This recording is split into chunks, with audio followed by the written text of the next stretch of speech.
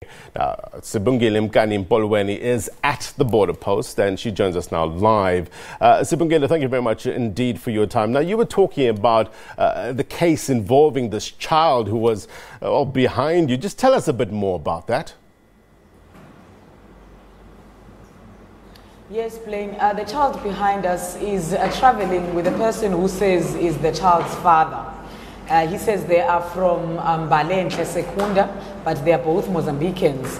He says that the child came to visit in early August with the mom from Maputo to where they were in Balenhle, in Secunda.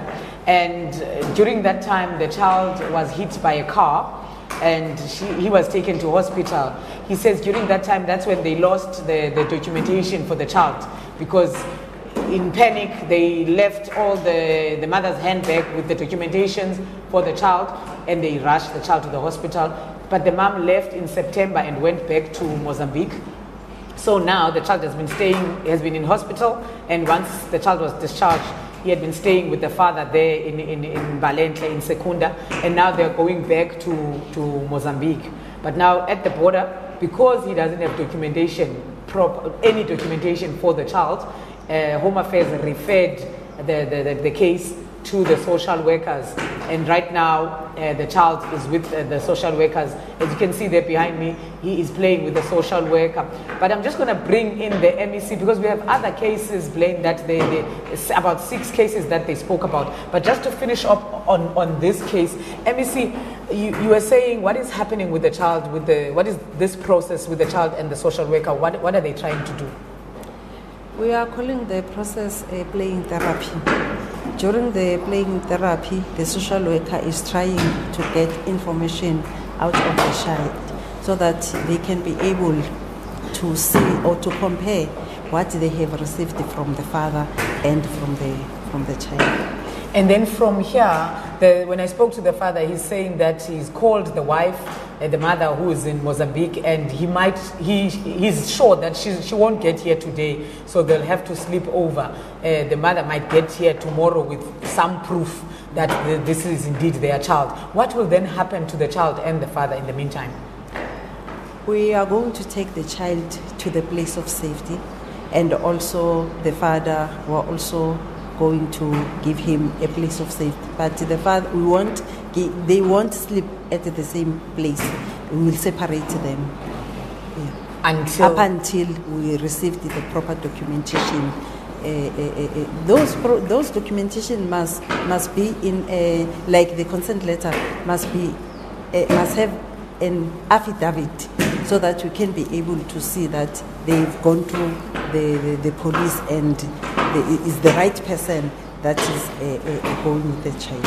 Okay, just take us back to the other six children that you spoke about, the cases that you had. What has happened to those cases, and just give us what has happened there?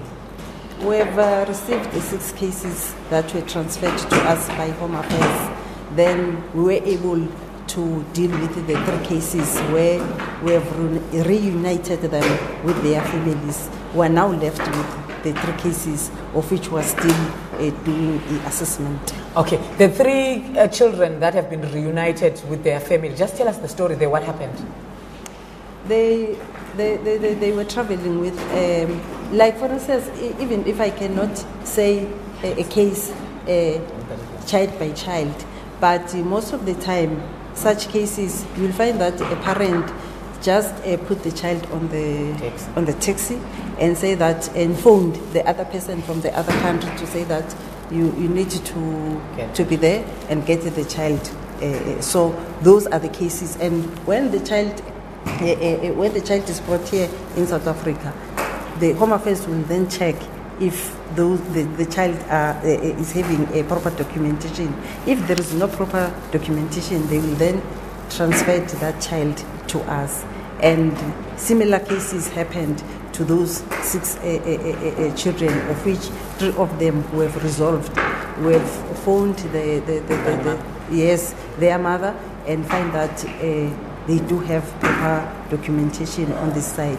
Then we have reunited them with their parents.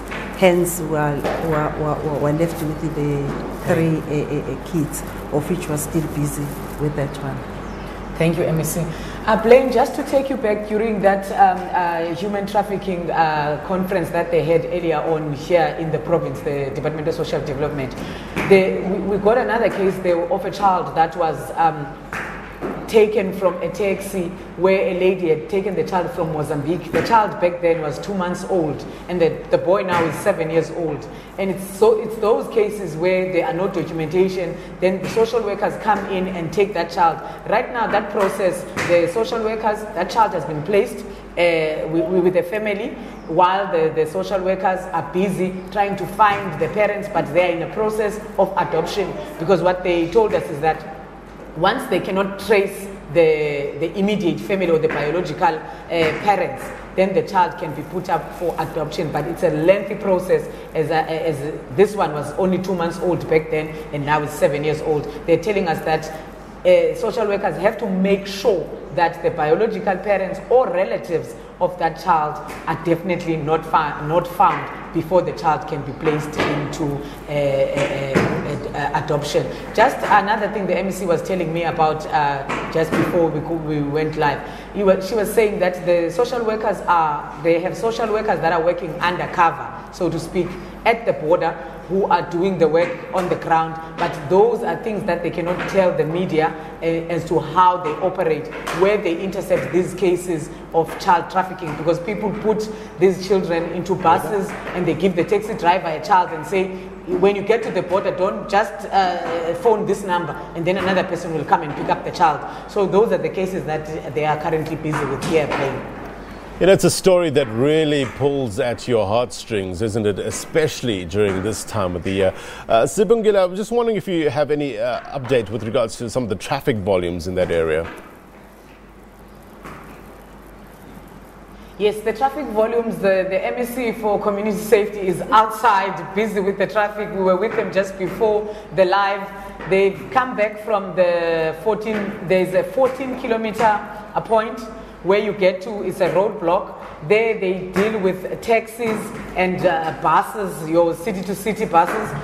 Where there you get there, they check the bus condition, the driver's condition, and if you are checked there, then they reroute you off the N4 towards the border, and there they take you straight to the 7-kilometer mark. At the 7-kilometer mark, there's Home Affairs officials.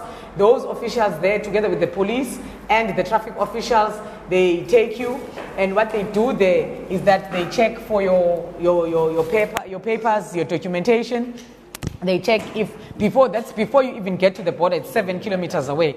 They check everything there, and then from there they take you straight to the border, where they give you a police escort. Just to bring in the MEC for Community Safety, just walked in a plane. MEC, just take us through to the process from the 7-kilometer point from the border. What happens there, and then up until you get to the border? Thank you for the opportunity.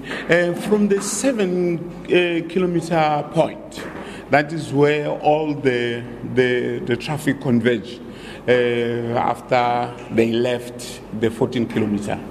So that is where all the authorities are there, and they stamp there. Our traffic officers, they escort them until Mozambique. That is where they are organized. Just tell us about this car that we know that you have been battling this year with the car theft, cars that are being crossed over the fence into Mozambique from South Africa.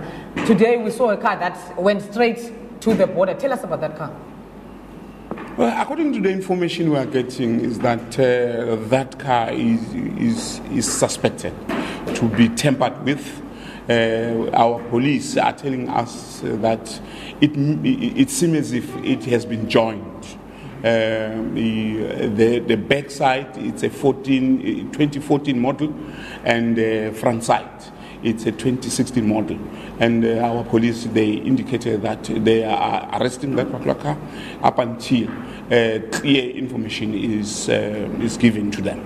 So we are happy that even though is busy, but our police, they are very cautious, especially these expensive cars. They search each and every car which is passing by this port of entry. Thank you, MEC. There you have it.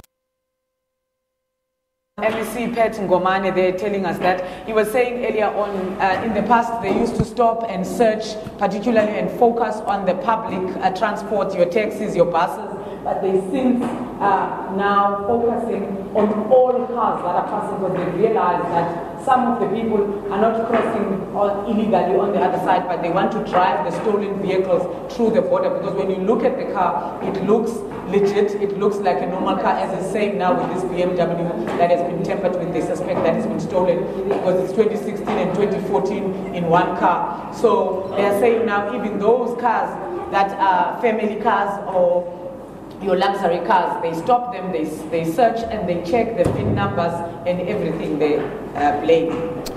Good job there, Sibongile Mkani Mpolweni, live for us at the Lebombo Border Post with Mozambique. Thank you very much indeed for your reporting. Okay, let's take a look at your weather. That's up next.